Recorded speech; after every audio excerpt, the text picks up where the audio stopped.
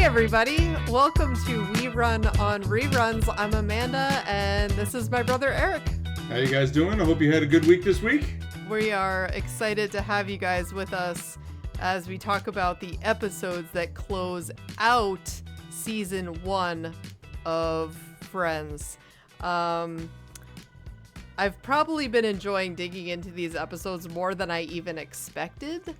I'm not sure what that says about me for still laughing out loud at jokes that I mostly know are coming, but here we are.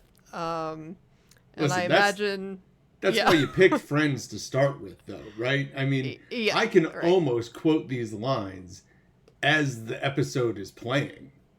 It's just how it works. Like that. But I'm okay with that, and I will watch it again after this rewatch. Well, right. And we imagine if you guys are listening to us, then you are one of us. So, again, welcome.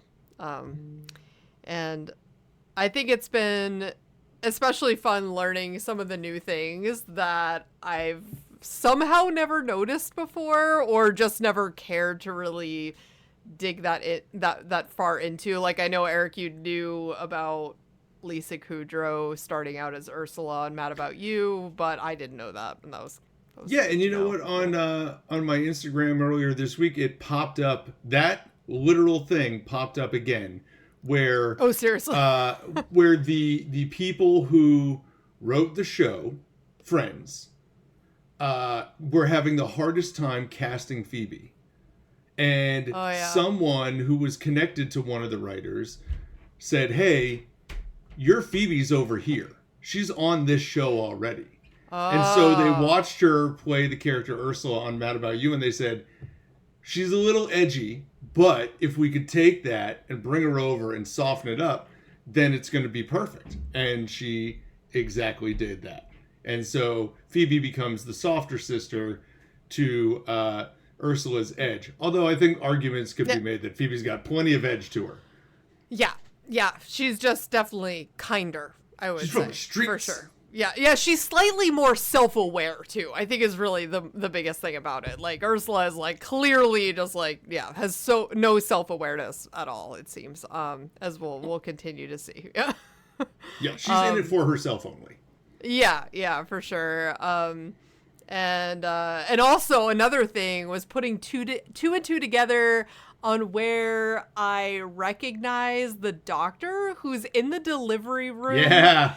Giving birth, helping Carol give birth to Ben. Yeah, thank you. That's the word I'm looking for. And the doctor is helping deliver Ben. I remember I'd always been like, hey, I recognize this guy, and I was inspired to look up who that is. And yeah, we'll talk more about that. Oh, you're talking about the guy doctor. Yes. Oh. Yes. I thought you were talking about the female doctor. Female doctor. Yeah, one who's in there. Well, we'll get to it. Okay, all right. We'll get to that down the line.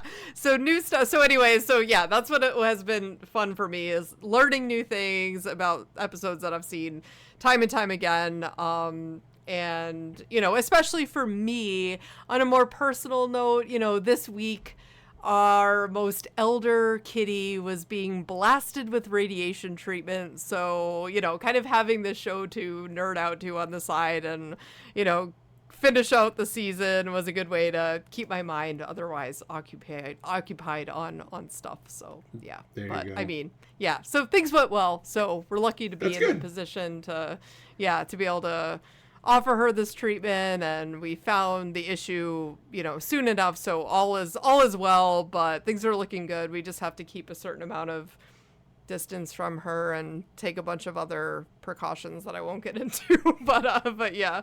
But how's your week been going, Eric? It's been a pretty hectic week. My daughter's soccer teams really got into form, and she made the volleyball team at the same time. So now I've got 2 sports schedules that I'm trying to weave together in a very careful way. And we'll see how that goes. It's definitely going to be interesting, but we'll get it ironed out, and we're still waiting for her soccer game schedule to hit official. So once that comes to play, then we can actually work with it. But as we get closer to them going back to school, like, it becomes hectic around this joint. So yeah, it's definitely been busy. Oh yeah, no kidding. That's a lot, but all good stuff. That's exciting. Nice. And how are you enjoying this overall, rewatching the final episodes of season 1? Okay. I mean, I am always going to enjoy rewatching Friends. There's no question about that. I will say I have a much different thinking of this group of 8 since we decided to break it into 8 and watch it a little bit more carefully than I would have if you had said, well, how was season 1? Right. And so we can get into that. But before we do that, should we do the synopsis and run them all down? Yeah, for sure. And even before we do that, I just want to remind folks that, like, so I'm watching Friends on Prime, or I've just years ago I just bit the bullet and decided to download the episodes, or I should say purchase the episodes so I could just watch them whenever I wanted to. And Eric is watching them on HBO Max, where he has a subscription. Yep. So there's countless places where you could watch them, but if you want to watch along with us, those are 2 places where they are available in some capacity. If you don't have, the old school DVDs, or, I mean, if you've got any sort of just live cable subscription with a DVR, I mean, it won't take you long if you decide to record all the episodes. Like, it will just catch every rerun ever, and you'll end up having an entire catalog of Friends very quickly. Yeah. So yeah, there are a lot of different ways you could do it. Yeah, but all that being said, yeah, sure, let's get right into the synopsis or the recap of this last segment. Okay, so for this synopsis, we're starting with season 1, episode 17. This is the one with 2 parts, part 2. We saw part 1 last week. This is part 2. And this is where Rachel doesn't have any health insurance, so Monica helps her by defrauding the insurance company. But they end up on dates with George Clooney and Noah Weil, who are playing doctors. Ross, at the same time, is struggling with the idea of becoming a dad and has to deal with Marcel swallowing a Scrabble tile. Joey gets stood up by Ursula, and when Ursula wants to break up with Joey, Phoebe pretends to be her and ends up kissing Joey. Then we go to episode 18, the one with all the poker. Rachel is applying to every job under the sun to stop waitressing, and she ends up getting an interview with Saks Fifth Avenue. Meanwhile, the guys are trying to teach the girls about how to play poker, while Ross is being accused by the guys of being in love with Rachel when it comes to, and that comes into play with the final game on the episode. Then we have episode 19, the one where the monkey gets away. And this is Barry and Mindy's wedding announcement being in the paper, and Rachel is taking it tough, and Ross is thinking about asking her out again after she watched Marcel all day. But then Rachel ends up losing Marcel, and in the episode then revolves around the entire gang trying to get him back. And then in episode 20, we have the one with the evil orthodontist. Rachel and Barry end up seeing each other after Barry claims he can't marry Mindy. This leads to the girls realizing that they have been cheating on each other, that's Rachel and Mindy, with Barry. Chandler, at the same time, is waiting for a date to call him back, and Joey is dealing with a peeper from across the street with a telescope. Then we have episode 21, the one with the fake Monica. Monica's credit card gets stolen, and she gets jealous of all the woman's purchases, so she decides to take advantage of one of them and go to dance class, where she ends up befriending the thief. Meanwhile, Ross is struggling with having to give up Marcel and looks to get him into a good zoo. Episode 22 is the one with the Ick Factor. Monica begins dating a young Ethan, who she thinks is a senior in college, but is actually in high school. Ross is carrying a beeper so Carol can get a hold of him, and at the same time, Phoebe is looking for some side work, so she begins working as Chandler's secretary, revealing that none of the employees like him. And at the end of the episode, Ross learns that Carol is in labor, which leads us to episode 23, the one with the birth, where the gang rushes to the hospital for Carol's delivery. Ross and Susan keep trying to one-up each other as to who can be the best parent, and by the end of the episode, they finally seem to come together as a team with the help of Phoebe. At the same time, Joey meets another woman who's about to deliver a baby and helps her through the pregnancy. And in the final episode of the season, episode 24, the one where Rachel finds out, Ross has to leave on an unexpected trip to China and will miss Rachel's birthday party. When he's gone, Chandler spoils the secret that Ross is in love with Rachel, and when Rachel rushes to the airport to tell him, he can't hear her with his Walkman on. Throughout the rest of the episode, the girls are conversing with Ross, about Ross, with the pros and cons of dating him. At the end of the episode, Ross returns home with a girl, no name at the time, but we know her to be Julie, while Rachel is waiting at the airport for him to get off the plane. Also, randomly in this episode, Joey is dealing with a fertility study and also dating the fruit basket lady. Totally random. And that's it. That's the end of season 1 right there. So Amanda, what are your just general thoughts that jump out at you for season 1? Well, whatever happened to the fruit basket lady? Did we ever have closure there? Did she just disappear? She pretty much disappears. Did she disappear? Like, they don't really say anything about her other than the fact that Joey's now able to go back to being himself, and then that's it. Season over. We don't care about her Joey anymore. finally realizes he doesn't have to be selfish as a partner, and that's really. And then he's like, "All right, moving on." Just kidding. Yeah. Wow. So yeah, no. My general takeaways though with this, I think what I noted as kind of an overall theme with this last 8 episodes, which I also thought we completely unintentionally grouped these in a way that, in my mind, maybe it's just because we've been analyzing them and talking about them in, you know, the order that we have or in the groups that we have, and maybe we would have found other themes, but I feel like this last 8 was really all about, in a way that others weren't, it's more about looking forward and transitioning onto new phases in each of their lives and really growth and like the next phase. Whereas just before this, it was more about looking back, like into their, you know, talking about their family, talking about like their childhood, really learning more about the past. And now, you know, for example, like Rachel has now really officially moved on from Barry. You know, there was the whole episode where she, you know, found out that, well, she knew that he's marrying Mindy, and then they had the whole interaction where she started hooking up with Barry, and then they really ended it completely because still for some reason Mindy is deciding to marry Barry, who seems like a total scumbag. Like, this guy seems like the worst, the absolute worst. I can't explain that awful. decision. It's awful. She just wants to be Dr. Barry Farber is what she said in her own words. So it's like, you know what?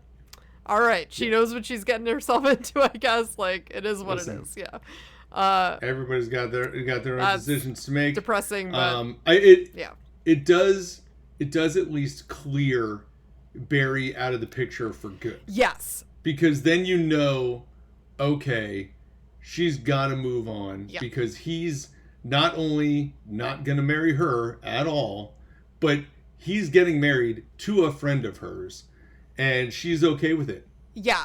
So we're done with this chapter now. And with Paolo, there was the whole, like, hitting on Phoebe thing, so that's totally gone. Like, there's no way, like, he's not going to reappear and just, like, you know, they're not going to get back together. So I feel like it kind of was all about this, you know, Rachel was then in a better mindset. So then when she finds out about Ross being in love with her all this time, she's then open to the idea of, oh, you know what? Even though to me, I'm thinking, why are you that surprised that he was in love with you? I mean, it's very clear and even when there's flashbacks later on, you know that she knows about his feelings. So it feels a little bit weird now, like in present tense, thinking about that. It's like she always knew that he had feelings, unless she was just that oblivious as a character. And that's she admits it in the in the very first episode. You're right, that she knew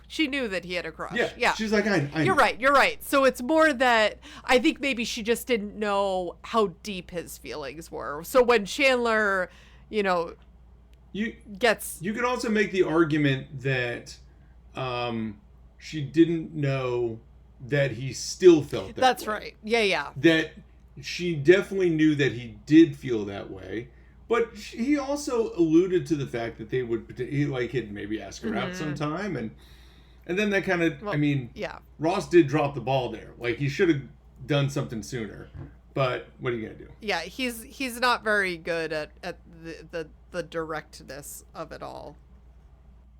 Okay, so Amanda, do you have any other thoughts on the first 8 episodes? Or the last 8 episodes, I should say? Well, yeah, kind of on that same theme, right? So sort of thinking about how it's more about looking forward, not only with Ross and Rachel, but, Ross did have that dinner with his dad. So his dad did appear in these episodes, but, it was more about than him becoming a parent. So his conversation with his dad was about the future. Chandler also looking to accept his role as a manager. Even Monica, while she still is, dating around, she's realizing, I'm too old for this guy who's way younger than her, and kind of moving on from that. And even Joey learning new things, like who Joseph Stalin is. So that was... Are you kidding me? Listen, if you don't know, you don't know. Joseph Stalin. That has a ring to it. That's such a good moment, too. The whole thing for me, like I said, the last couple episodes we've done here, I am always looking at this going, I feel like our main protagonist here for these episodes was something like, who was the person that these revolved around? And I think, to me, when I look back at all 8 of these were the Rachel episodes, right? Like, this was when I feel like we finally get a real deep look at Rachel. We get her having to apply for all the jobs, and so she's trying to move on from being a waitress in the poker episode. Then by mail. By mail. Yes, of course. Which I love. Yeah, that's one of those things I talked about in the first episode. That. Like, what would not have happened? That scene, can't write that scene today. That doesn't exist. But then you also have her babysitting Marcel and losing Marcel, and then being the hero of the day with the dart at the end. And you get her moving on from Barry, and you get the whole end with the Rachel finding out, and she's, still sort of dating this doctor, or wants to date this doctor, but then kind of moves on from that because she even sees that that's not going to work out. And then she moves on to finding out about Ross. And so if I was picking one, I feel like there were a lot of big Rachel moments throughout this stretch of 8. And so that would be my character. The other thing that I would say, and I know we talk throughout the week, and I have said that I have a lot to say. And so I haven't said it, so you can hear it here. I don't like these episodes. This was a really boring set of 8. Yeah. I like some of them a lot, but there are like 5 out of 8 throwaways. You're nodding your head. Like, I see, you're with me here on this.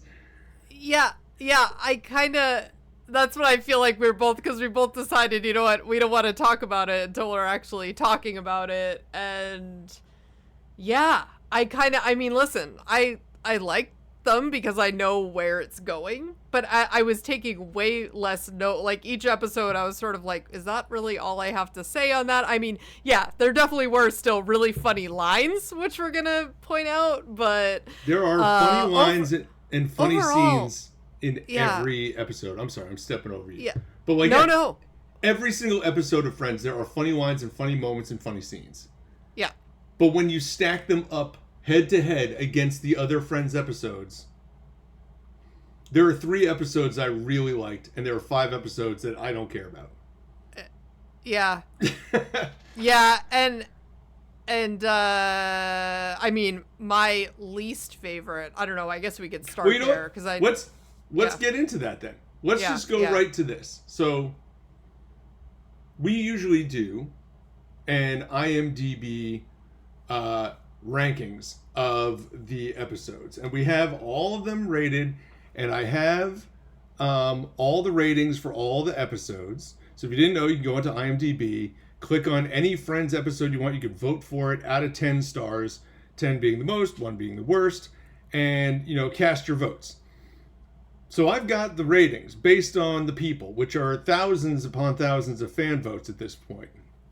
And there are, well, I agree with the fans. There are 3 really good episodes, and the rest are some of the lowest rated ones that we've seen so far. And except for maybe one. There's like one middling one. So it'll be interesting to hear what you have to say. But go ahead. What was your least favorite episode, since you were already ready to say it? Yeah, by far, because this is one that I just skip if it comes up randomly, is the one with fake Monica. It is the worst episode of the set at a 7.6, and also the worst of the entire season. Yeah. It is the lowest rated episode by the fans on the season. Nothing else got below 7.7. And this is a 7.6. Yeah, that was, like, usually it's sort of like, oh, I kind of didn't like these 2. That one, I'm like, it is just so weird. And the whole, like, there's really, the only good thing about that episode is that we say goodbye to Marcel. Like, that's really,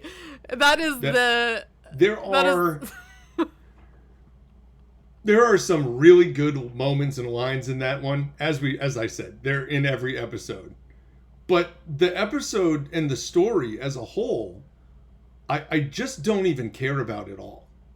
Yeah. I don't care about fake Monica. I don't understand how Monica Geller would want to befriend the person who stole her credit card information. She wouldn't. That seems like such a harsh break from her character. And I understand the idea of saying, like, oh, look, maybe she could be that person. No, she can't, and we're going to wheel her back in, right?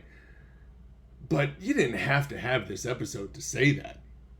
No, that's kind of what it's like, I appreciate that they're trying to show another side to Monica, but it just felt way too out of character for her. And I feel like overall, which I think I said, like, when we first started talking about this in our, you know, first release, is that it's like, I love that they usually do such a great job of staying super true to form, and like it is very realistic for that way, and there's a lot of like natural growth progression, and this one just is like way too left field, and the character, it just feels awkward. It's like, and then even the whole thing where like I think, what is it that she finds out that she's in jail from her credit card company? Like, literally the whole episode makes no sense. I'm like, her credit card company calls her and tells her,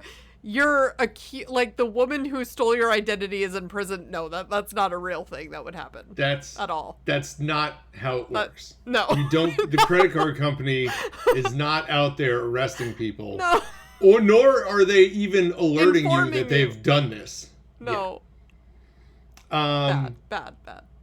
Now, I will say, take that whole storyline out, the whole Ross trying to get Marcel into a zoo like he's going to college. His safety zoo. That is the best. Yeah, like, we didn't get into Scranton. That was like our safety zoo. Like dogs and cats. Like, that's a great part. This was also the Joseph Stalin episode. Yes. You know, where Joey's trying to figure out a stage name. But those are such small moments in the course of the episode. The whole thing is overshadowed by Monana. Oh, no. I hate that. Monana. Don't, it's like, oh, Lord. This is Pennsylvania Dutch. Oh. No. Okay. So we usually start with the best. But that was the worst. I knew you were going to say it too. I mean, it was that one or another one. But let's flip it around then. Okay? Yeah. So 7.6, that is the low. And that is the low for the season, for what it's worth. The high for the season is also in this stretch. Okay. And it's an 8.7. I think that's the high. Wow. It's a full point higher. I don't think that maybe there was one at the very beginning that had like an 8.9. I'll have to pull it up. But it is easily one of the best of the season for sure. Which one was your favorite?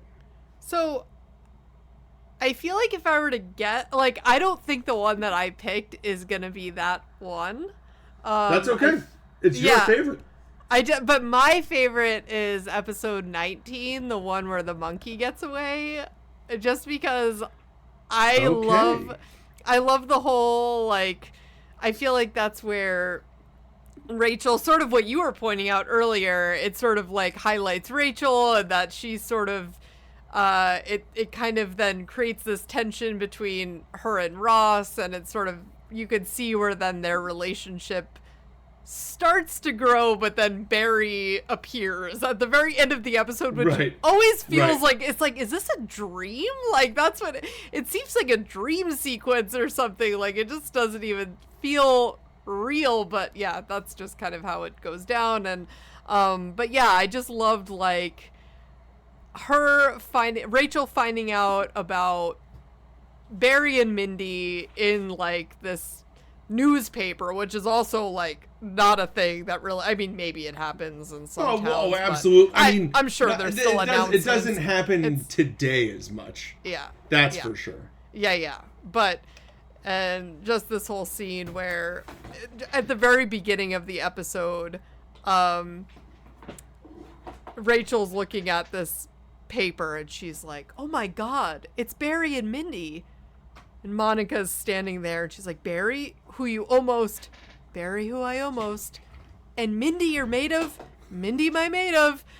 Wow, she's really pretty lucky to have a friend like you. And it's just this great, like, she's just trying to catch and be there for her as a friend, you know, Monica, and then, you know, Rachel dealing with the, you know, the fact that Barry is, well, supposedly at that point really moved on. And I think she has kind of, you know, mixed feelings about it. But there's also then all these other pop culture references, like they made reference to Speed in that movie, and Hugh Grant and Mrs. Doubtfire and Gravity Boots. It's just like all these, like, these kind of, well, now they're throwbacks. A lot of like 90 references. Yeah, which I appreciated. But, you know, just the fact that, you know, Rachel losing Marcel while watching TV, and I think Chandler says something like, oh, it's his first time out, so he's probably, you know, he probably wants to do some touristy things, like always just cracking jokes when everyone else is panicking, and it's all right, you know. Oh, you go to Cats. We'll go to Cats. Yeah. You go to the tea room. Yeah, the Russian tea room, which honestly, I guess that's a New York touristy thing. I don't know what that is. It sounds fancy, but. I've never been. The Russian tea room, I've never been, yeah. No, I have not. Our mom and dad never took us there, so. No, they really didn't. It's cold. Okay. It's dark. He doesn't know the village. Yeah. Okay. Personally, this one falls in the middle of the pack for me. It's fine. I like it some. It is not my favorite. It's not close to my favorite. But there are really good moments in it. I do like that whole thing with with Chandler announcing like where all the places he could go. I also like the moment where Phoebe is down in the basement and she screams and she's like, something rubbed up against my right leg. Oh, it's okay. It was my left leg. Oh my God. like during scenes of crisis, this is what's happening. Yeah. And I do really like the very end where Rachel tries to go about it the right way, can't get the animal, people on her side, and so she pulls out the dart and is like, well, how would I call your supervisor and tell her that you shot my friend in the butt with a dart? Yep. And they let Marcel go because she doesn't want that sort of hassle. That was a really cool moment for Rachel, I thought. But as far as I'm concerned, the episode as a whole is, it's okay. I think I wrote down pass. Fair. Yeah, it's I don't know. It's something about like when they're all in and around that one apartment that I just always like those. Yeah. I don't disagree with you. And so to pivot, my favorite is also the same thing. It's just them. There's no real guest stars. They're all in the apartment for the most part, and it is the one with all the poker. It really is. That's probably the top rated one. Am I right? It's tied. Oh. So the one with all the poker is an 8.7. It is tied with the one where Rachel finds out. Okay. At the end, the very last episode. But I'll say this.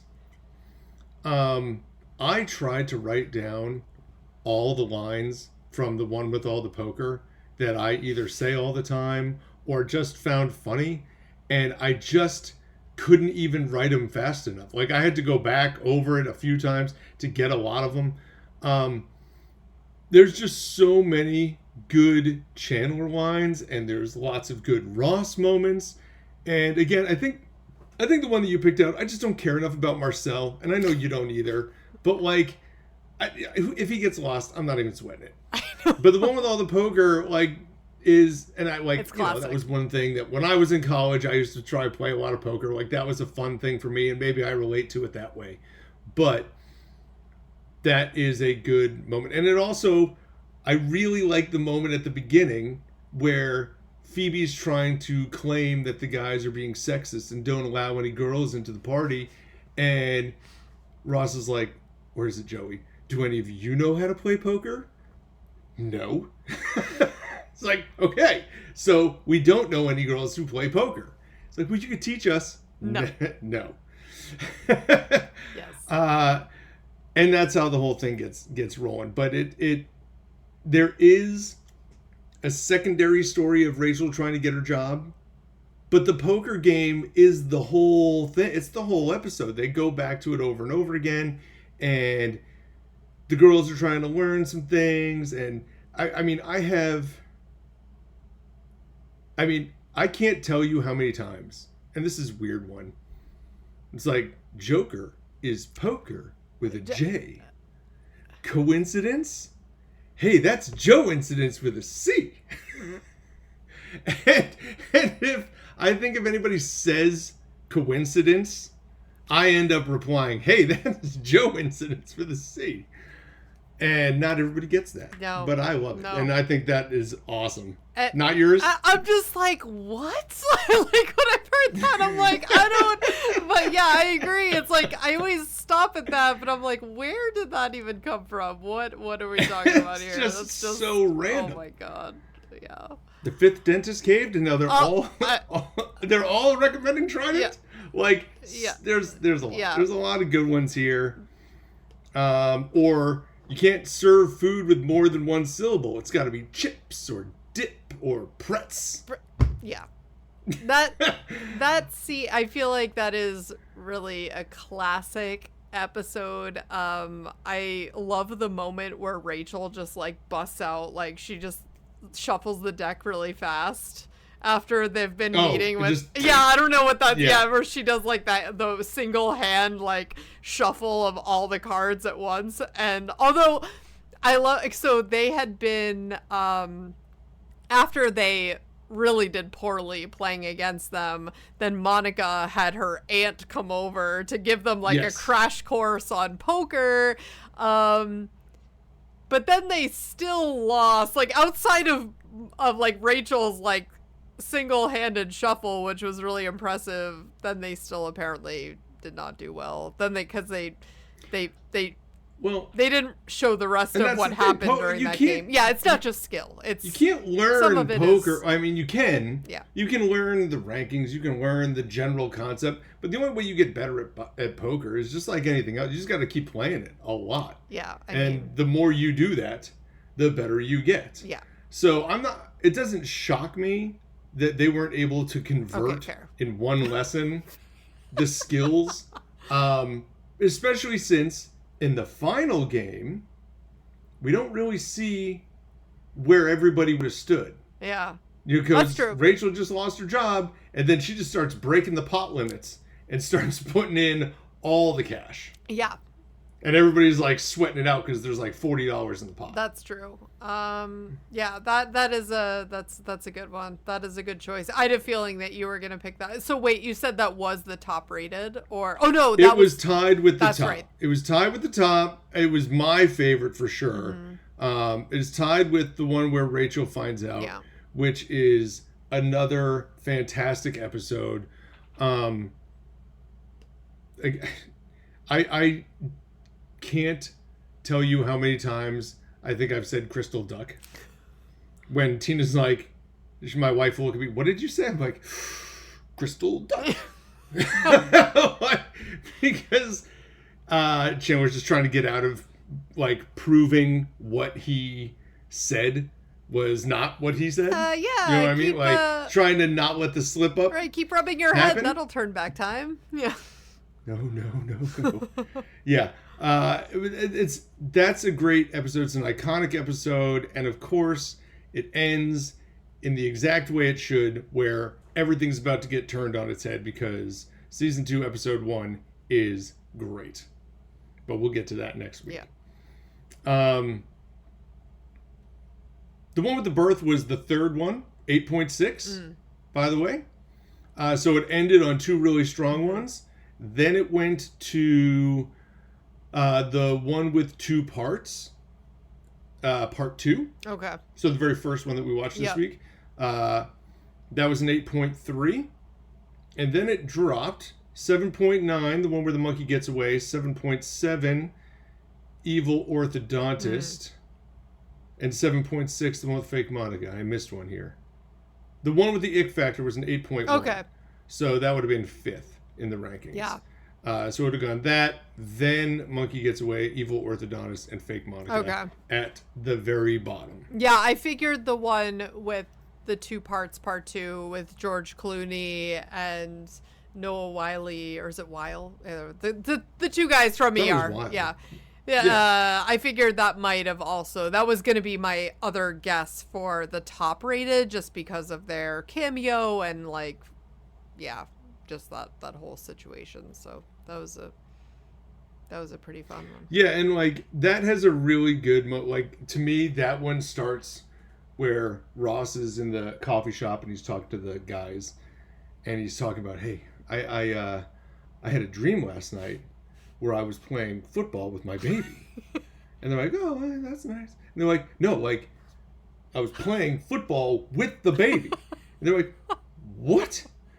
And he's trying to explain the whole thing. And then Joey stops him and he's like, listen, Tampa has a terrible team. He's like, and Ross responds, yeah, but it's just me and the baby, so I'm thinking they could take us. And then he talks about just heaving him down, feeling chill. It's like, what are you crazy? That's a baby. And like that sequence of lines is really good. The guys in Friends have a weird relationship with sports. Yeah. Sometimes they seem to know all about them. Sometimes they have no idea what they are. It definitely goes back and forth depending on how they want them to be. Yeah. None of them, I would argue, are huge sports fans. Joey maybe the most with the Knicks, but the rest of the sports kind of just exist around them. And sometimes they go to games, like they went to a hockey game, they went to a Rangers game, earlier on in the season. But it's always interesting. And this was one of those moments where clearly the guys know a lot about sports. Yeah. And they're talking about the logistics of the sports and whether or not Ross should have taken a sack or if he should just heave the baby downfield. And it's a very interesting moment because those when the guys are talking about sports, I always find that to be weird, to be honest. Yeah. It seems like out of place for them. Yeah. And I'm a big sports fan. I like sports. It never seems the most genuine, but because this was about a dream, it kind of was. It was still funny enough for me. It had enough based in reality. Yeah, Chandler in particular, they make fun of him time and time again over the course of the show that he doesn't know anything about sports. Joey is definitely a Knicks fan more than anything that comes up. Oops. Where he just... Sorry, dropping stuff on my side. Hope that wasn't too loud. Nice. Where he, Joey just loves the Knicks. Joey's a big Knicks fan. But otherwise, yeah. That came out a few times. Ross, he goes back and forth. Depends on the day. Yeah, you're right though. It never feels super natural outside of Joey that they're. But yeah, so that was a hilarious intro to that episode. I just and having another. I feel like for season 1 of this brand new show with this group of friends, it's still the first season, so it's fresh. People don't know. Again, as we talked about from the beginning, there's really no huge celebrities on this show outside of the people who have been brought in to do cameos. And so to have George Clooney and Noah Wyle on, who had been on ER, this is at the height of their ER days. Right. This was a huge get for them on Friends.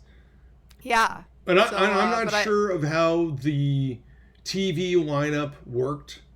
I don't know if ER was on a different day of the week, at the same time slot. But there had to be some sort of connection with that. Yeah, but I just love George Clooney's line. There are no pagan altars, no piles of bones in the corner. They're fine.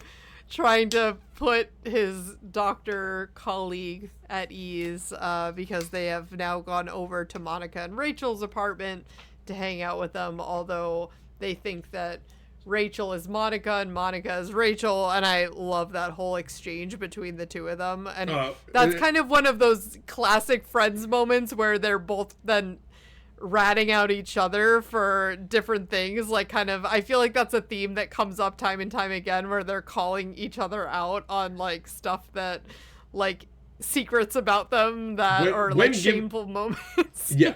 When given the opportunity, they're going to throw their friends under the bus as quickly as possible, but they'll also be the first one to pick them up. So, so I think that's part of it. And we did get a firm age count, by the way, with the one with young Ethan hanging around. Monica says that she is 26. That's right. We were kind of floating around to exactly how old are they? And so that's our first confirmation. They are definitely supposed to be mid-20s. And that makes sense because they're not right out of college. But at the same time, they're still in that first job, maybe first apartment, probably trying to make it on their own life. And at that very early point in adulthood, and all the trials and tribulations that go along with that, I guess.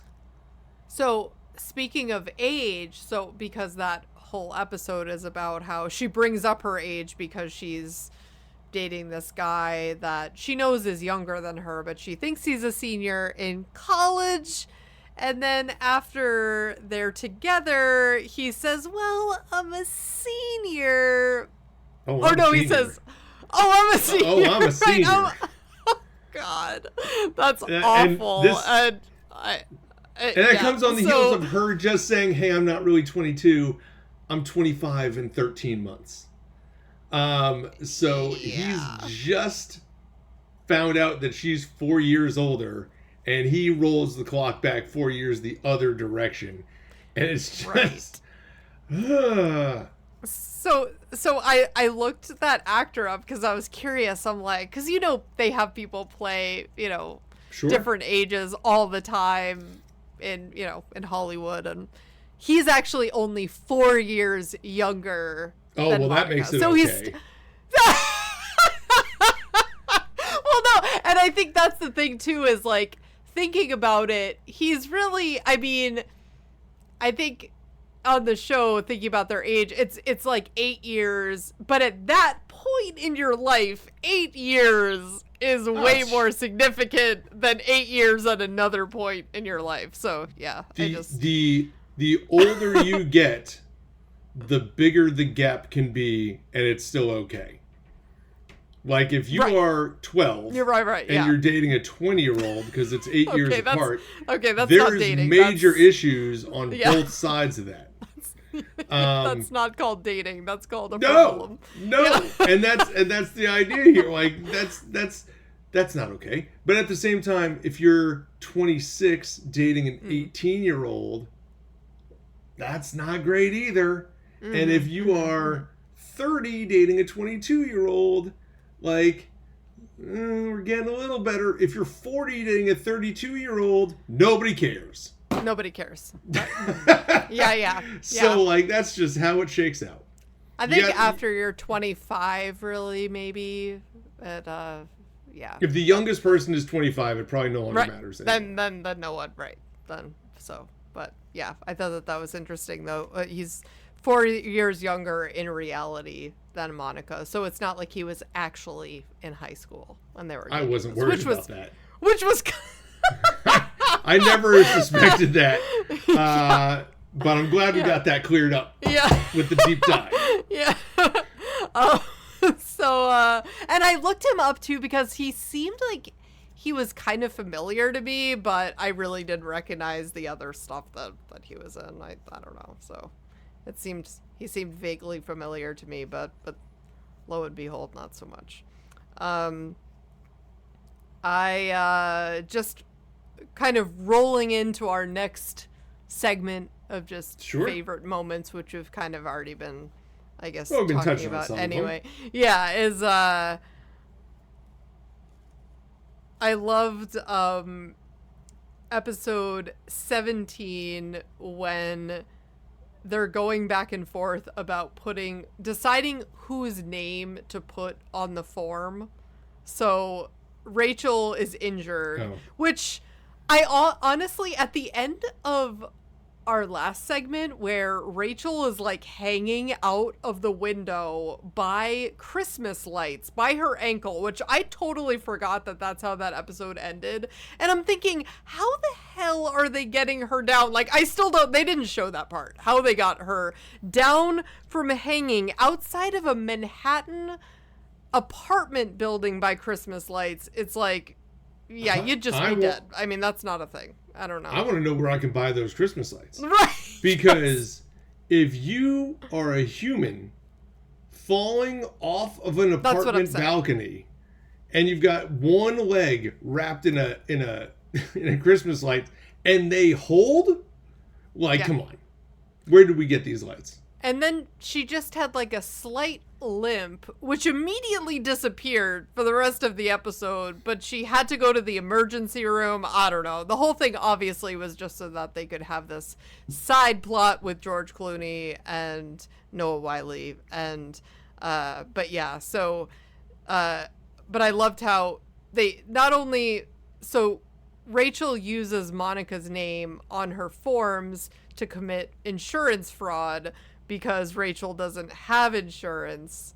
But then by the end of the episode, Rachel's like, it's not worth it. I'll just pay by check. And I'm like, what? First of all, what type of hospital bill is Rachel paying by check? Like, on what checking account does she have? She's making all that coffee money. Yeah, yes. And then, like, what in the 90s? I guess the ER bills were much more reasonable in the 90s. I don't know, that you could just round up that kind of money that you were willing to commit insurance fraud for, but then all of a sudden it's like, you know what, it's fine, I'll just pay. I'm like, that the whole storyline was I'm not funny, willing to but believe weird. that. I think it is.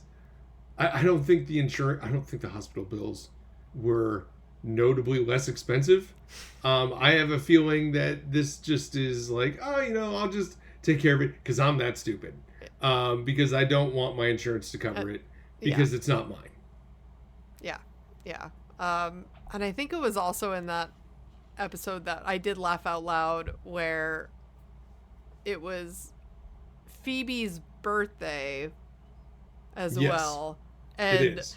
The moment, I think I've actually sent this to you as a birthday meme before, or whatever that is, where the Giphy. Yeah, I got you. Okay, yeah. The animated video snippet of, sounding really old right now, but where Ross comes in. I think the kids call it a GIF. A GIF? Did I say Giphy? Or a GIF? I call it a GIF. Which but one is it? Apparently it's a GIF. I don't know. It's one of those two. Moving along, where Ross comes into Rachel and Monica's apartment with the cake, and they yell surprise as he's walking in, and he just throws the cake in the air because he's just so taken off guard, and he drops it on the ground. And I don't know. It just made me laugh out loud. So that was... I wrote this down because my wife actually said this to me exactly at that moment. She goes, when does Ross knock on the door? Right? Like, is that... Yeah, good point. Yeah. When does Ross ever knock on the door? He comes to the door with the cake and knocks. No. And so they open the door and yell surprise. And it's like, he just opens the door all the time. Like, he's not knocking.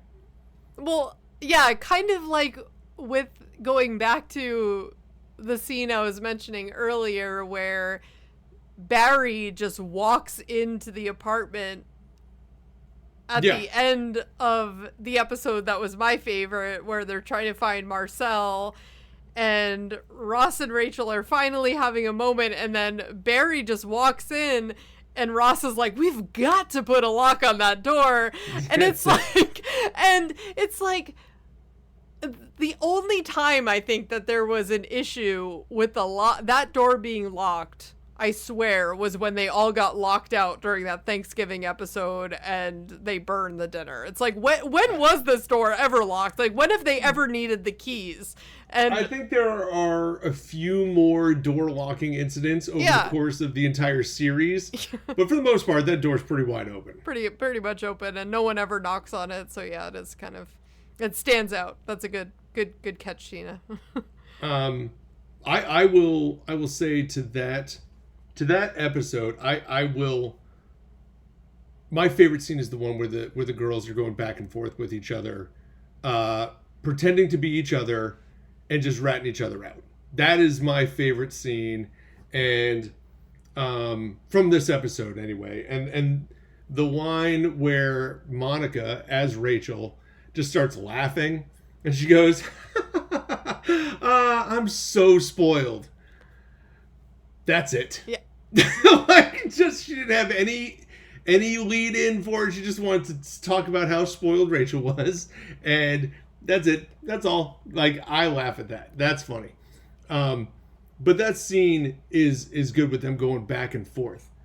But if I'm gonna go through this whole thing and pick out a scene with like some underrated parts, I think I'm gonna go to your favorite episode, the one where the monkey gets away, and it's when Joey comes into the apartment being like, did you know there was a Joseph Stalin already? Or apparently there already is a Joseph Stalin, something along those lines. Yeah.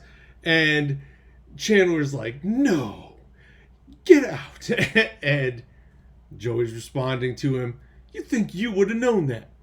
You think I would? And clearly the rest of the gang is in on it. They all know, but nobody wants to give Joey a lifeline here and let them all know that, yeah, how did you not know this thing? Yeah, apparently he slaughtered all these people. I know. But then Joey reaches out to his, one confidant. He's like, Phoebe, what would a good stage name for me be? And she just sits and thinks and then goes, Flame Boy. Oh my God. No.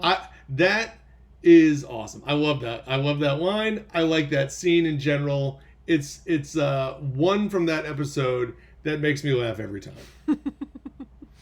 That's a good one.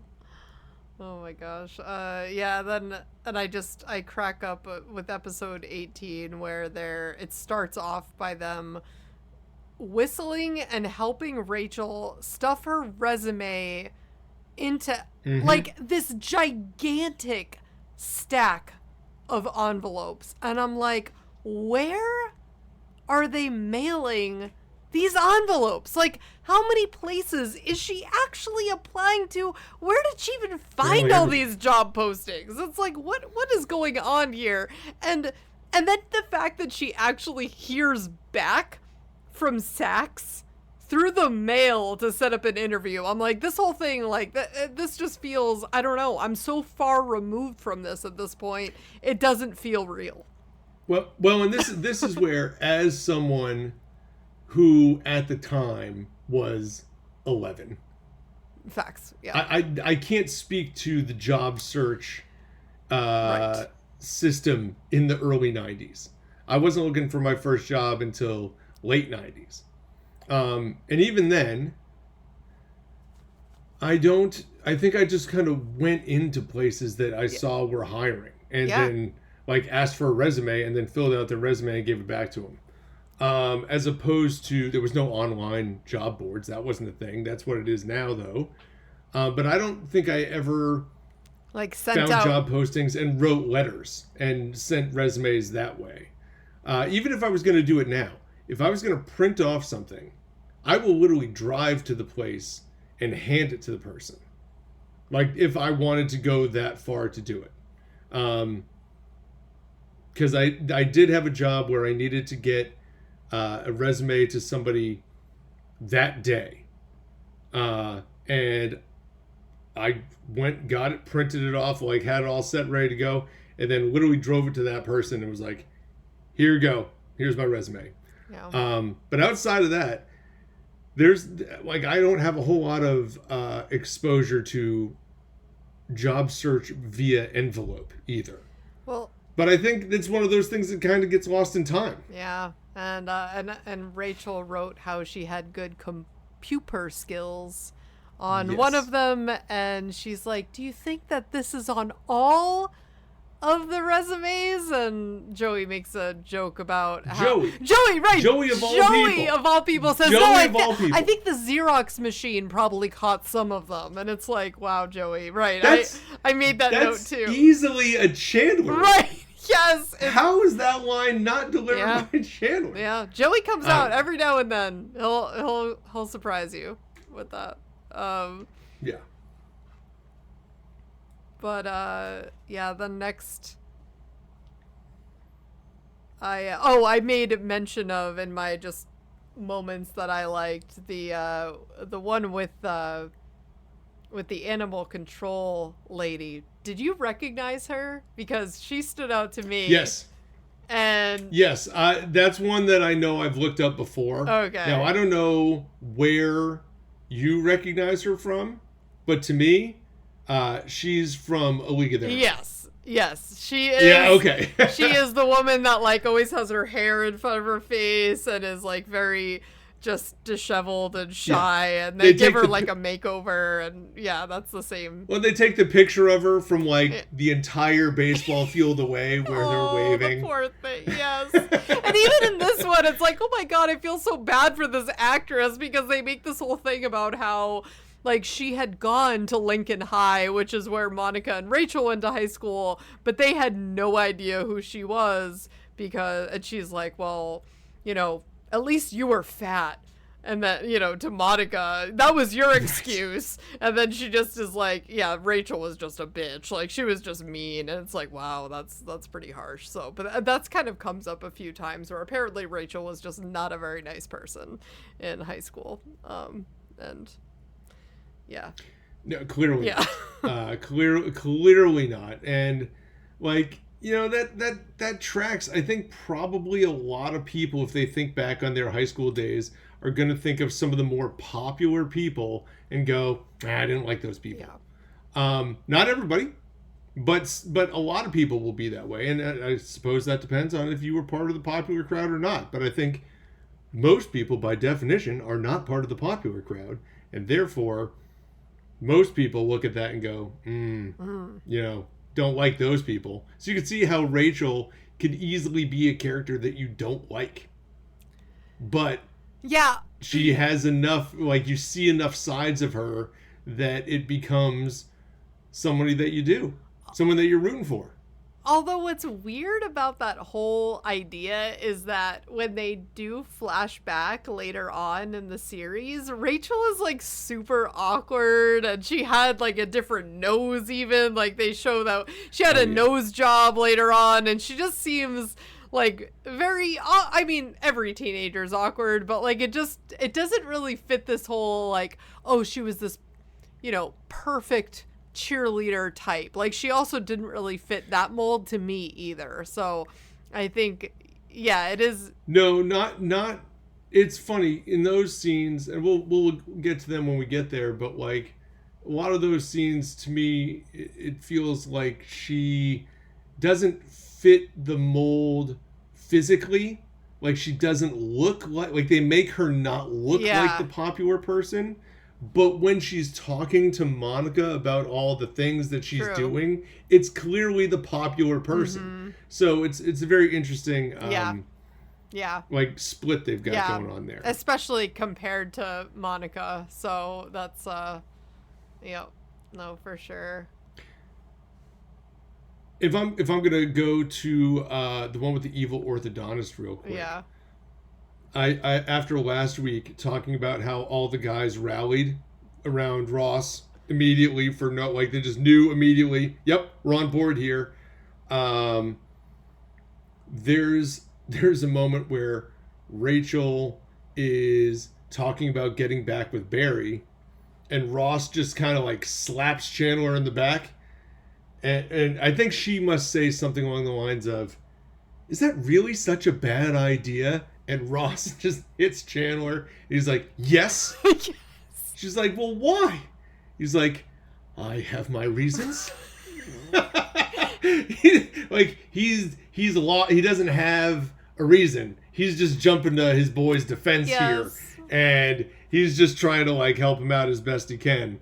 This is my stock answer. But that to me, that little scene there, and then Chandler with the phone is great. Oh my god. I love him diving across the couch to answer a phone that's not ringing because the other phone in the apartment is ringing. Yeah. I love it. Like he said, like they asked him about leaving a message. He's like, oh no. Last time I left a spontaneous message, I ended up using the phrase, yes, indeedio. Oh my god. It's like you can see the awkwardness anytime he is even sort of trying to talk to a girl. Yeah, well, I also just loved the whole phone, like that cordless phone that he was using.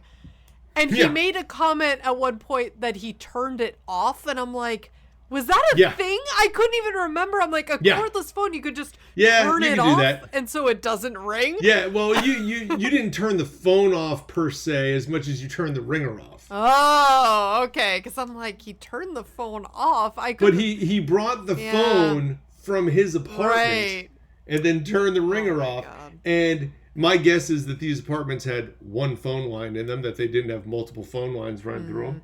So, so therefore, he did, in fact, I can get behind him turning it off.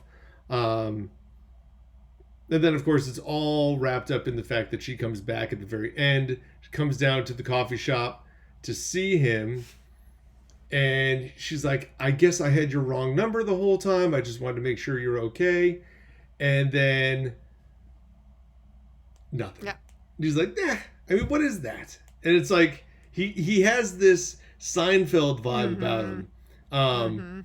About the idea of like, oh, I really want to date this girl. I really want to date this girl. Oh, they do that one thing. Yes. Now it's no good anymore. I can't do that. And that's what made Seinfeld great as a show. My God. But Chandler has that in him a little bit more than any of the other characters.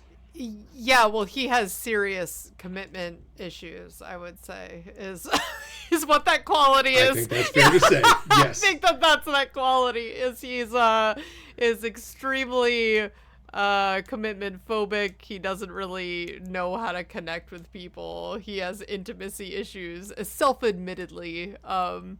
Doesn't really, and so he's like, oh yeah, that just reeks of desperation, the fact that she would come down here. Come on. Even though he was like dying the whole day trying to figure out how to connect with her, like climbing the walls, like, oh my gosh, I'm never going to hear from her. And then the moment that she shows up, he's like, oh no, that's too much. The fact that she would come all the way down here. I mean, what is that?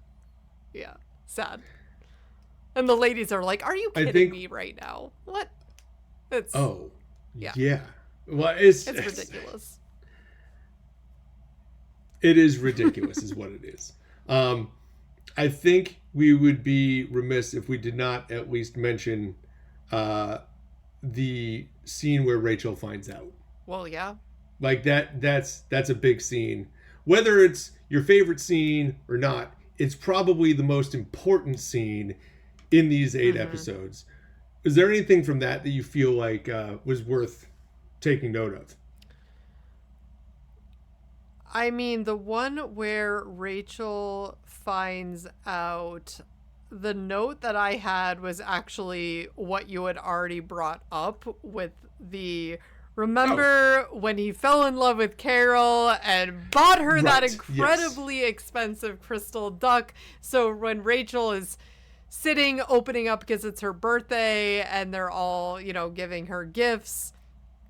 And then she's, and then Chandler just blurts out about how Ross usually, in the past, he had gotten his ex-wife a really expensive crystal duck when he loved her. And so when she opens this gift from Ross and it's this pendant that she had seen in a window at one point, and it was something that looked like what her grandmother had had, and she's like, wow, I can't believe this must have been so expensive. And Chandler just kind of ruins the whole secret that Ross had been keeping, that he was in love with Rachel. And it's just such a great scene how that rolls out, because Chandler is then just like, how do I turn back time? Oh my God. How do I undo what I just said? Rachel, I love you. I love you. Deal with me first. Because he knows, oh dear God, Ross is going to murder me now. Like, are you kidding me? That's it. To me, some of the things from that scene are the other little pieces that are like, what is happening? Chandler gets Rachel travel Scrabble for a gift. Like, that's such a weird thing. That's such, I don't understand. Like, none of them are going anywhere. You're right. Like, why does she need travel Scrabble? Anyway, that also, Fruit Basket Lady is sitting there through this whole interaction, She is on the couch next to Joey during this entire thing. And it's always like, why does this happen? Why are you here? You shouldn't be here. You're not here celebrating Rachel's birthday. Get out of here. Like, I don't know. Those were some like really random things that like jumped out to me. Yeah, what you just said just reminds me of a moment from How I Met Your Mother, which is kind of a tangent, but where someone just interjects themselves into all of their moments. Yes, absolutely. Although it's not brought up by the gang here, so like no, they don't bring it up. They don't have any issue with it, so it's not a big deal. No. But it is in that show, and it's so bizarre. But and that's not the only like person that will end up attending future birthday parties because they happen to be dating one of the friends at the time. But she's just so random. She's only in like 3 scenes, max. Yeah. I feel like the only one that I can think of, and this might be jumping too far ahead, but just when Rachel is dating the younger guy from her work. Ted. That's Tad. Yeah, thank you. Ted. That's the only time that someone goes, and who are you? Because he like interjects himself into the conversation, and they're like, okay, you're new. Like, you don't belong here. You don't get to have an opinion. That's the only time they like actually address it. I think they're like, whoa, listen here, child. You don't get a vote here. Okay. But but that is it's just weird. Like, to me, it's such an iconic scene, and they shoot it in a way that when they cut it up and put it in things, and you never even see her. She's not there because she's like on the end. The only time you see her is when Chandler's doing like, oh no, and she's clearly sitting next to Joey, and he leans over, is like, yeah, that'll turn back time. That's the only time you really actually see her in the scene, but she is there. Yeah, you're right, because I totally forgot until you mentioned that. But I think now thinking about that scene again, I loved Joey's gift where he gave Rachel "Oh, the Places You'll Go" by Dr. Seuss, and Joey. And Joey's winner. like, that's better than Travel Scrabble. It is, and he's like, that got me through some tough times, and and I think Phoebe is the one who says there's a child inside him. And no, that's her. That's the basket lady that says that. Oh, that's the basket lady. That's right. That's her child. One line that moment. Oh my God. Good point. Yeah. There's a child inside him, and Chandler, with his very Chandler line, says, "Doctor said if they remove it, he'll die." And I love that. That's it. Yeah. Absolutely. But yeah, then all of that then rolls into Rachel opening. It was a pin. That's right. It was a pin that he gave her. And it goes from there. Then the rest is history. Yeah. Do you want to move on to some favorite lines at this point? Yeah. Let me see. I've got some ready to go if you want. I'll lead us off. Yeah. Because I got plenty in this section. I'll try to be quick with them. But I'm going to go to the one with the birth. Okay, we haven't really talked about this one. And some of the lines that I wrote down were when Ross yells out, "Every day is lesbian lover day." That makes me laugh every time. That makes me laugh every time. Also, when Monica is grilling Chandler on why she won't have a baby by the time she's 40. Oh, yeah. And he's just like, dear God, this parachute is a knapsack. Those are real, like, quick lines. And before I forget, you mentioned this episode about the doctor. Yes. You wanted to say something about the doctor. Yes. And I was talking about the female doctor. You have the male doctor. So he is from Weekend at Bernie's. Oh, he is. Which they then make reference to later in the series as being Rachel's favorite movie. And I always was like, that guy seems familiar. And I never just, that's that's clearly the dude from Weekend at Bernie's. Maybe he's in other stuff too, but that's what I know him from. You didn't. Yeah. You don't recognize the. So there was a doctor who was in the room with Joey and the other girl. Well, the other girl is Leah Remini, too. Yes, okay, so that's yeah. But there's a doctor there, and then that God. same doctor appears to help out Carol. I must have not been paying attention. I can't even picture. Okay. Who was it? So that doctor plays Estelle, Joey's agent, later. No. Yes. Oh, I'm gonna have to go back Oh and watch, because she doesn't really. But she's the one who says, like, when they're all in the delivery room at the time, and Ross and Susan finally show up, and she's like, "Listen, if you're not delivering a baby." Yes. Or the father, or somebody's lesbian lover or lesbian life partner. Yeah. You gotta go. Yeah. And that's when, of course, as I've written down, Chandler says, "Do you have to be Carol's lesbian life partner?" Oh my God. Yes.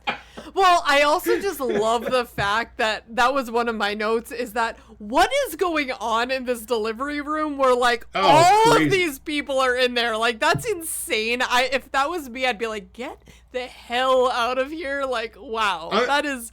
I'm going to tell you this. I have twins, right? My wife delivered, we had twins years and years ago at this point.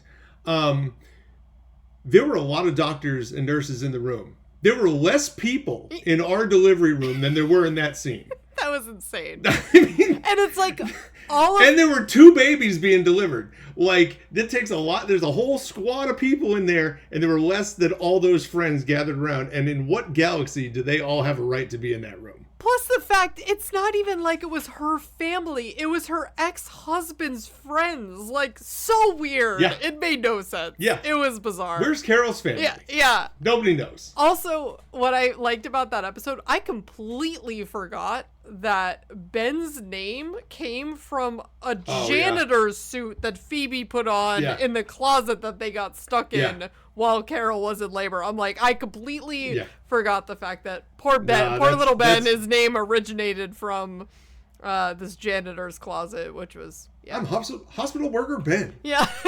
Yeah. That was good. But yeah, Leah Remini. So did you know Celtics fan? What? Oh, okay. Go Celtics. Sorry. All right. Okay. That's what she said. She was a Celtics fan. Oh, that's right. Did you not? I forgot about that. Yeah. She was a Celtics fan in the episode. Okay. Yeah. Because she and Joey bonded over that, and yeah, Joey was there, which also another super just random subplot where he's like randomly helping this stranger go through her contractions, and as she's going into labor. And but something I found out, because I was like, this is Leah Remini, right? I mean, it's clearly her, but I was triple checking. Yes, it is. And did you know which role she auditioned for on Friends? Oh, okay.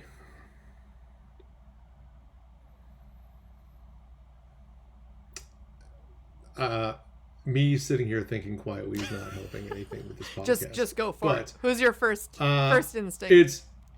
I'm trying to remember, because I've seen a lot. It's great. Like, I'm the person who's gonna go online and watch like the failed audition tapes of Stars We Know Now for parts that would have been different. I want to say, I feel like she would have been a better Monica, but I think she auditioned for Rachel. No, she auditioned for Monica. Your instinct was correct. Okay. Yeah. Yeah, there you go. Yeah, that's who she she would have been a better, I mean, she wouldn't be better than Courtney Cox, but she fit that. She would have made a decent Monica. Yes. Yeah. Seeing her, like, from how we saw her on, like, King of Queens and stuff, too, it's like I could see how she could fit that role. I think Courtney Cox, as I've said throughout this, they're 26. It's like they're trying to figure it out. You know, they're still trying to get life together, right? I feel like Courtney Cox delivers her role with a little bit more innocence Leah Remini and everything that I see her in has definitely got like a hardened edge to her. She's a little bit more sarcastic, and I don't know that we would have bought her as the same type of Monica. It would have been a different. She would have been even more of like a general about everything. Yeah, I think. which. Yeah, no, that's. Yeah, I mean, it's hard to. And the thing is that. I mean, acting. Who knows what she could have turned the role into? You don't know. You don't know. But I'm just judging it based on what I see her in other things. Right. Yeah, for sure. Yeah, it's hard to then imagine someone else really in that role after you've watched someone for so many years play the part. But yeah, I know you already mentioned this, but it's like Chandler mentioning to Monica that he will hypothetically get together with her to have a baby if they aren't with anyone at 40. I'm like, the more rewatches that, I have with this show, you realize they kind of make little hints. Spoiler alert, Chandler and Monica get together. It's like that, but I feel like they actually make tiny hints about that really throughout the whole show, even starting season 1. I don't know if that was part of thought that. Yeah.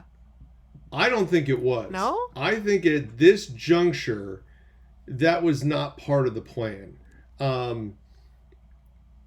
But they certainly led up to it enough times. Because I think even at the time, when they did the reveal of Chandler and Monica being together, and that's seasons down the line. Yeah.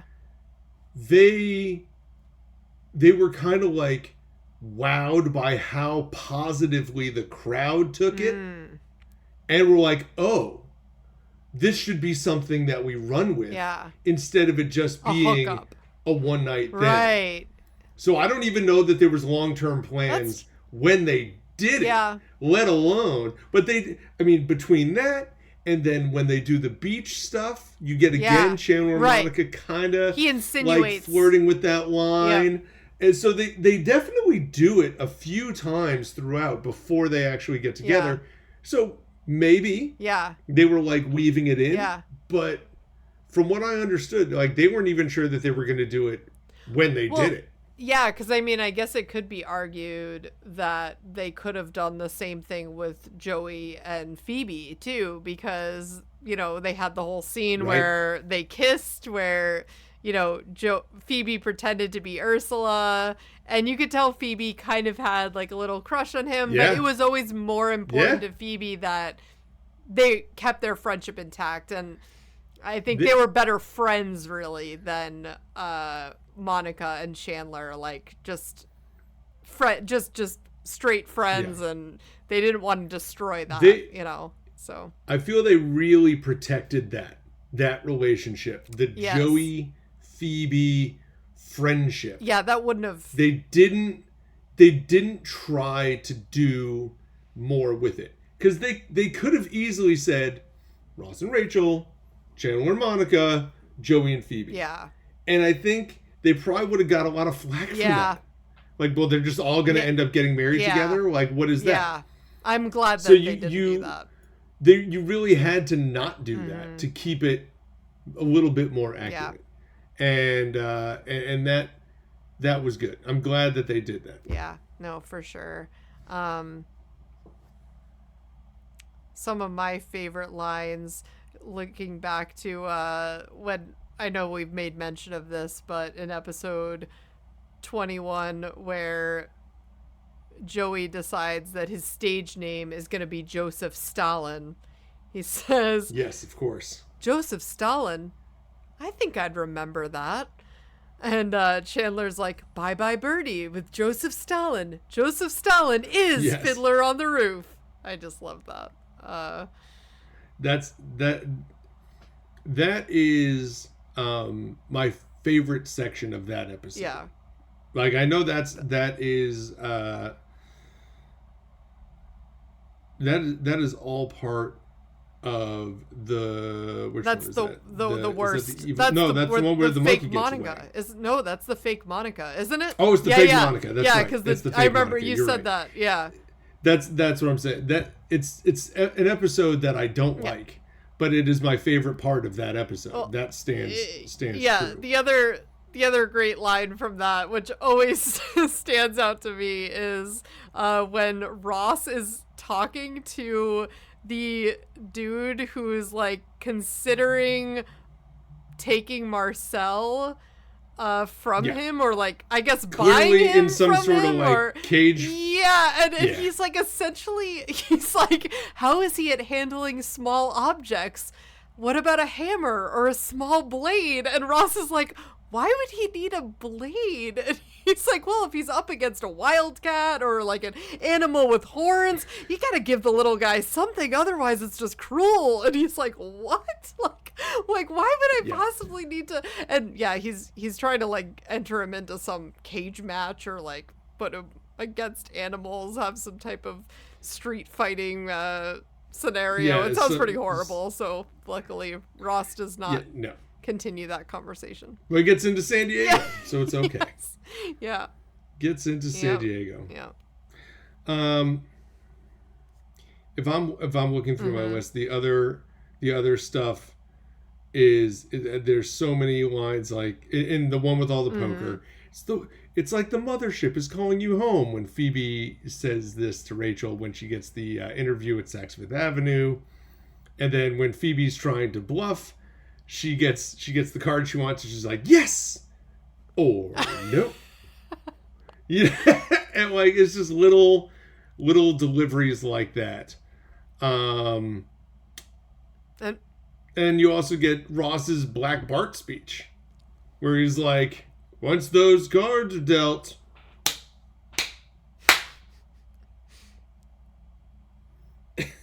Joey's like, yeah. Like, I'm not a nice guy. And he has to spell the whole thing out for him. That's always an interesting session. But I do, there's a lot of like little lines, but again, I'm going to go back to my whole overarching point here. I liked the last group of 8 way more than this group of 8. I agree. I think I will just say that my last line that really stuck out to me with the episode that you were just discussing with the poker, where Monica stands up and she's like, and because the guys beat them, and Monica is super competitive, and she's just like, this is not over. We will play you again, and we will win, and you will lose, and you will beg, and we will laugh, and we will take every last dime that you have, and you will hate yourselves forever. And it's like, you are so intense, girl. Like, you need to relax. like they're just having just a game, and she just cannot take a loss at all. And Rachel had just said something similar, and it was like, kind of stepping on the point line, like, like I just delivered that, and you just went way over the top for no reason. Yeah. Absolutely. And I think also, I guess I did have one more when Ross says, Joey, I'm a little shy. That's okay, Ross. You can ask me. Because he doesn't get that he's saying shy on cash. Yes. He just thinks he's being shy. So he thinks he's, that's okay. You can ask me. Yeah. I have that written down. I have so many of them written down. It's just an unending list from that episode. But there's just so many like little ones. And I will say, I did like in this one somewhere, I have to find it, but we kind of get it was in the episode, the very first one we watched, episode 17, the one with 2 parts, part 2, where we get Joey's first pause and recollection, like Chandler waits for him because he doesn't understand that Ursula and Phoebe have the same birthday. Oh. He's like, what are the odds of that? And Chandler just looks at him and goes, you take your time. And they just let it sit for a little while. And then you get the Joey like, there it is, when he finally figures it out. And they go back to that joke a million times throughout with Joey. And then we kind of got the first one of those. We also get the first line in the one with the Ick Factor, where they're making fun of Chandler's cadence and how all the people at his work do him. And he's like, his line is, I'm going to do my best here. He says, okay, I don't sound like that. That is so not true. That is so not. Oh, shut up. You know, and he keeps bouncing the inflection on the wrong words. Listen, it's amazing. It's amazing. And he does it throughout the entire series, just randomly. And it's just what you mean they do me. It's great. Yeah. That is good. That's so good. Oh my goodness. But no, I agree with you. I think even though we just talked for way too, a long time about these that we don't even feel as strongly about. Yeah, for sure. The last ones were definitely better, even though this was it left us on a cliffhanger. Now where, Rachel finds out that Ross is in love with her. She decides, after mulling it over and, spending some time out on the balcony with this dude that's boring her to tears, she's like, wow, I really actually would rather be spending my time with Ross. Let me rush to the airport and find him and tell him, I don't even know what she was planning on telling him, but she had a bouquet of flowers.